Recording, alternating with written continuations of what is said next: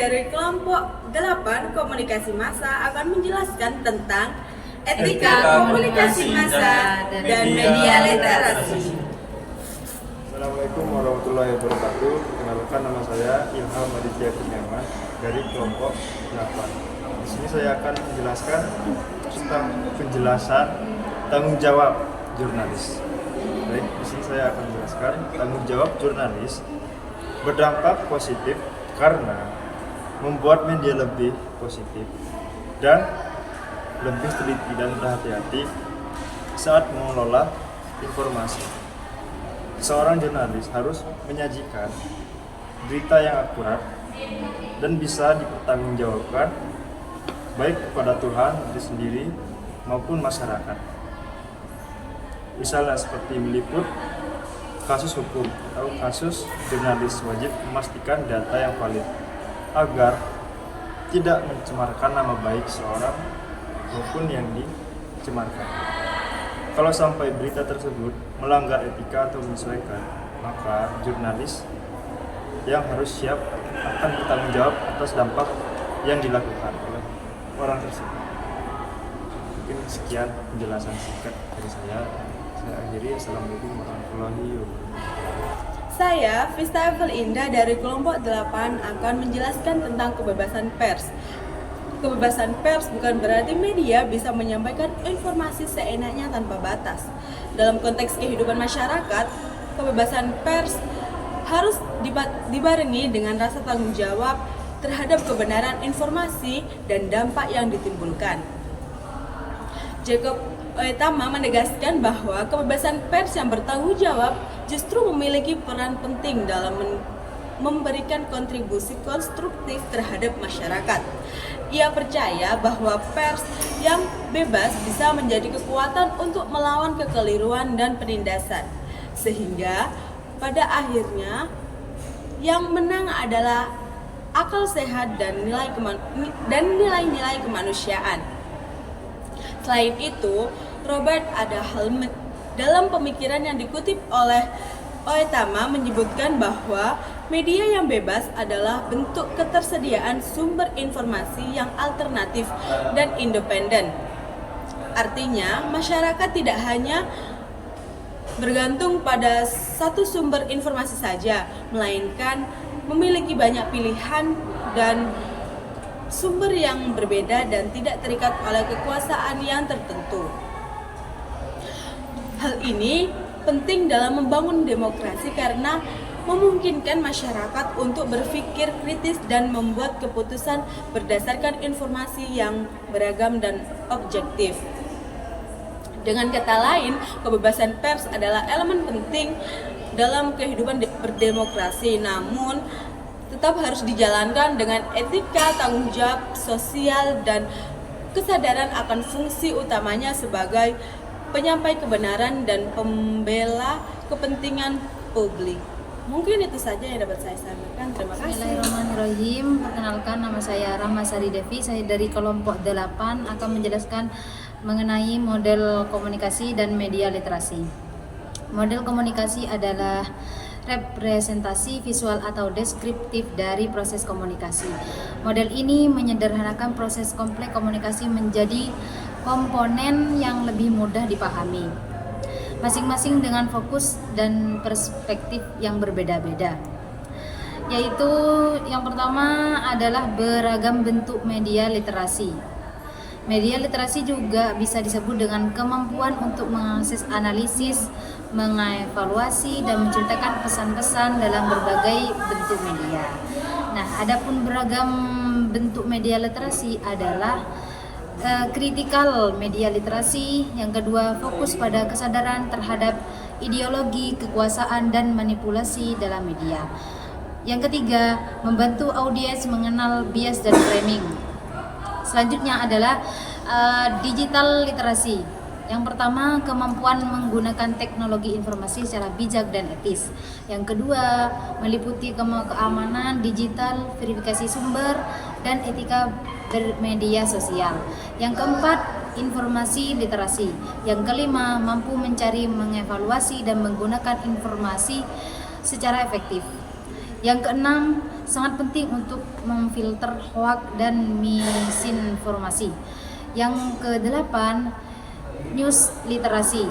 Yang kesembilan, kemampuan memahami bagaimana berita diproduksi dan dibingkai.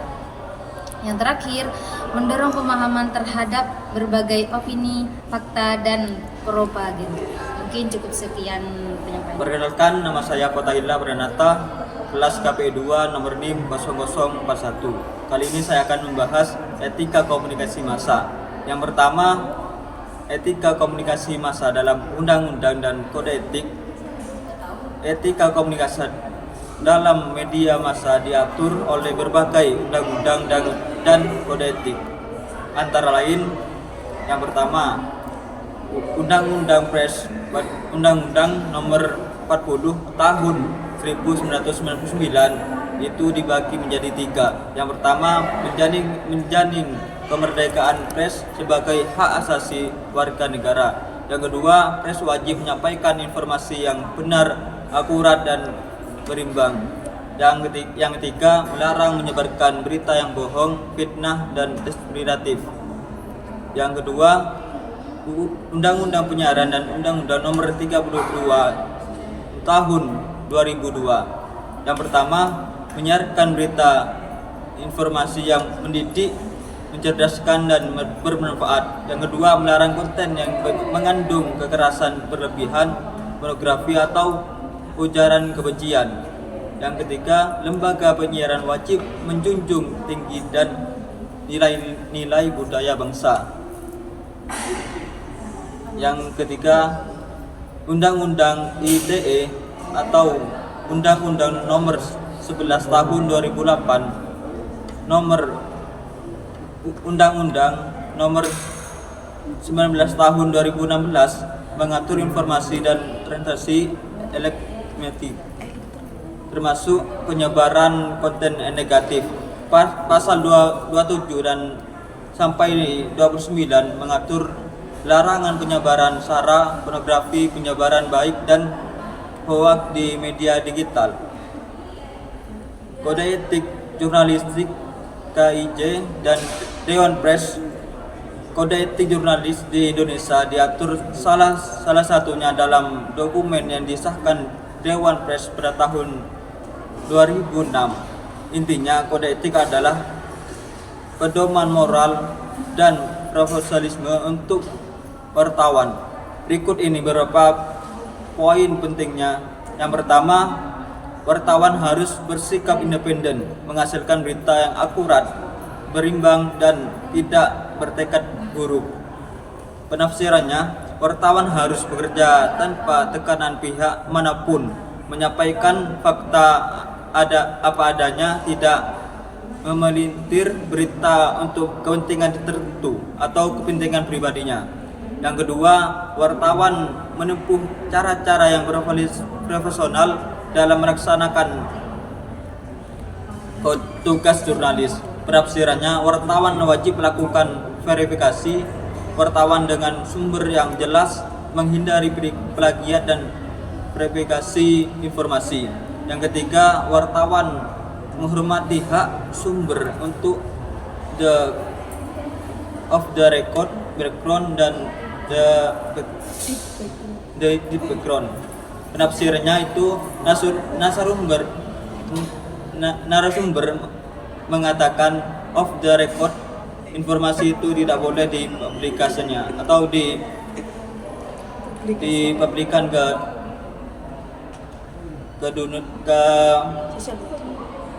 semua media. Yang keempat, wartawan wajib menyebutkan identitas, tidak boleh membuat berita yang bohong, fitnah, sadis, dan cabul. Penafsirannya, identitas wartawan harus jelas dan tidak boleh membuat berita yang sensasional yang tidak berdasarkan fakta. Yang kelima, wartawan tidak menyalahgunakan profesi dan menghindari konflik kepentingan. Penafsirannya, wartawan tidak boleh menerima suap atau hadiah untuk memberikan atau menutupi berita yang tertentu. Yang keenam, wartawan menghormati kehidupan pribadi, kecuali untuk kepentingan publik. Penafsirannya, wartawan harus menjaga privasi individu kecuali informasinya penting untuk masyarakat luas, misalnya sekedar penjabat. Yang ketujuh, wartawan segera mencabut darat dan memengaruhi berita yang salah, tidak akurat, disertai permintaan maaf kepada pembaca. Penafsirannya, jika tidak ada salah dalam pemberitahuan, wartawan harus mengakui secara terbuka dan memperbaiki tanpa mengganggu tuntutan. Yang kedelapan, wartawan melayani hak jawab dan hak koreksi dan secara profesional. Penafsirannya, jika ada pihak yang dirugikan oleh pemberitaan media, wajib memberikan kesempatan bagi mereka untuk klarifikasi. Sekian dari penjelasan saya, dari penjelasan dari Kode Etika Komunikasi Massa. Dari penjelasan yang telah kami sampaikan, berikut kesimpulan yang dapat kami utip, yaitu kode etik komunikasi massa dan media literasi merupakan dua hal penting yang saling melengkapi dalam menciptakan ekosistem informasi yang sehat. Kode etik sebagaimana diatur dalam Undang-Undang Pers, Undang-Undang Penyiaran, Undang-Undang ITE, dan Kode Etik Jurnalis menjadi pedoman bagi pelaku media untuk menyampaikan informasi secara jujur, akurat, dan bertanggung jawab. Sementara itu, media literasi membekali masyarakat dengan kemampuan untuk mengakses, menganalisis, memahami, serta menyaring informasi secara kritis dan etis. Dengan demikian, keduanya, baik perilaku media maupun masyarakat, dapat berperan aktif dalam menjaga kualitas informasi publik, menangkal hoaks, dan memperkuat nilai-nilai demokrasi di kehidupan sehari-hari.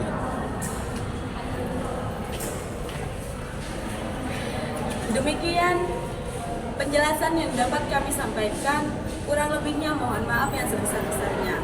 Wassalamualaikum warahmatullahi wabarakatuh.